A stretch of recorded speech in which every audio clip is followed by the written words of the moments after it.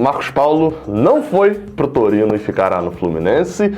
O dinheiro de Wendel está praticamente confirmado mesmo que vai entrar. Se você não entendeu, assiste o vídeo para poder entender. E Iago, ao que tudo indica, titular, mas esse assunto vai ser mais curtinho. Beleza? Roda a vinheta aí.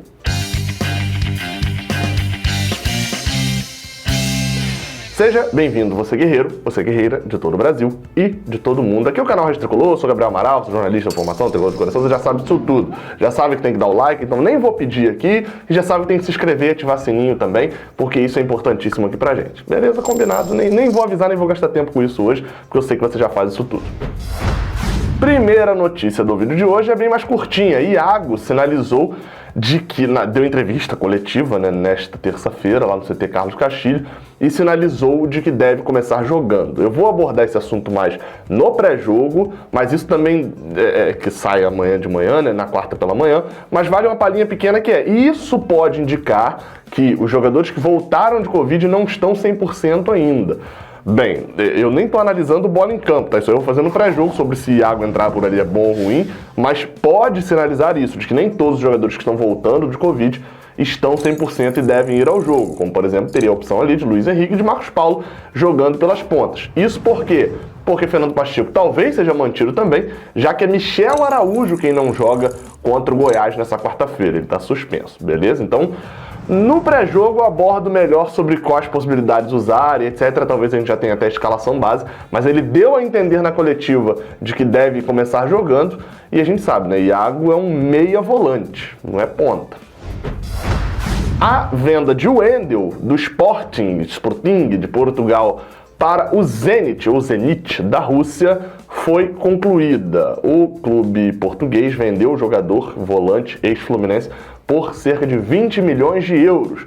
E o que o Fluminense tem a ver com isso? O Fluminense tem a ver com isso que ele recebe uma parte dessa grana, cerca de 10 milhões de reais. Bem, explicando, né? Por 20 milhões de euros, a porcentagem de clube formador não dá 10 milhões de reais. Então, vamos explicar. Além da porcentagem de clube formador, padrão, né, já que o Fluminense formou o jogador ali nas categorias de base, etc. Aquela porcentagem que vai até 5%, dependendo da idade em que ele passou no clube. Além disso, o Fluminense, quando fez a venda de Wendel, segurou 10% da mais-valia dele. O que isso quer dizer? Traduzindo, 10% da mais-valia. Né? Que coisa estranha, coisa difícil de entender. Então, não é tão difícil. O Fluminense vendeu o Wendel por 1.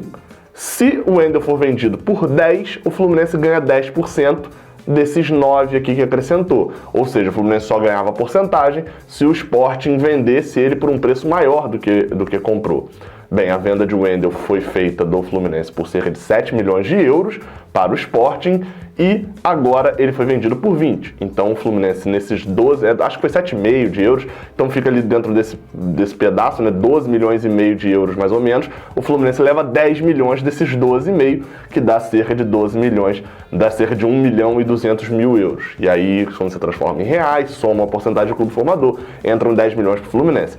É importante falar, o Fluminense já conta com esse dinheiro, e já acionou as confederações, federações necessárias, mas é importante destacar também que esse dinheiro ele faz uma viagem gigantesca, ele tem que sair do Zenit para o Sporting, do Sporting, se eu não me engano, vai para a Federação Portuguesa que dá a UEFA, ou do Sporting direto para a UEFA, e aí da UEFA joga para a CBF, é um caminho absurdo esse dinheiro e ele obviamente tem descontos de taxas e etc, de impostos em cima desse dinheiro também. Mas vai chegar aqui cerca de 10 milhões de reais, segundo a cotação de hoje. Esse dinheiro pode servir tanto para pagar salários, né, afinal de contas, jogadores como Hudson, jogadores como Iago, Caio Paulista, Pablo Diego. Agora o Pablo Diego está emprestado, né? Mas jogadores importantes que precisam receber salário, e precisam mesmo, porque são funcionários, não é problema de quem contratou, e além disso, pode ser que também acordos na justiça e penhoras sejam evitadas com esse valor entrando. E só para lembrar, tá? O Fluminense pode ter gente que vai jogar essa de que, aí ó, olha como é que a cláusula de porcentagem futura funciona, ó, tá valendo a pena com o Wendel, por que um Pitaluga não vai valer? 2 motivos, né? Primeiro, a venda de Pitaluga foi horrorosa, a venda de Wendel foi médio ruim, assim, foi média, até média ruim, considerando o valor que foi feito. A Pitaluga, o valor é horroroso. Segundo, o Wendel foi para o mercado B, foi para o mercado do Sporting em Portugal. E mesmo sem muito destaque, consegue sair para um outro time. No Liverpool, Marcelo Pitaluga, sendo goleiro, dificilmente vai ser vendido, assim, deve ser emprestado algumas vezes. Então, são duas coisas diferentes. Vamos lá então, vou ensinar vocês a fazerem o cadastro não XBET e fazer o depósito para participar do Tricolômetro. Você vai apertar num videozinho do Rede Tricolor, aí tá aparecendo a propaganda e etc. Você vem aqui embaixo no link que tá na descrição e aperta neste link. Para quem já tem cadastro, é só vir nesse login que tá aqui em cima. Entrou pelo link? Entra na sua conta e faz o depósito. Para quem ainda não tem cadastro, vem em registro. Um clique, já vem marcado. Você bota o código proporcional aqui, raiz, e registre-se. E aqui vai estar o seu login e a sua senha. Você não precisa botar o seu CPF, etc. Você só precisaria fazer isso para tirar o dinheiro, caso você queira tirar o dinheiro alguma hora. Tá criada a sua conta. A conta é criada de uma maneira bem rápida.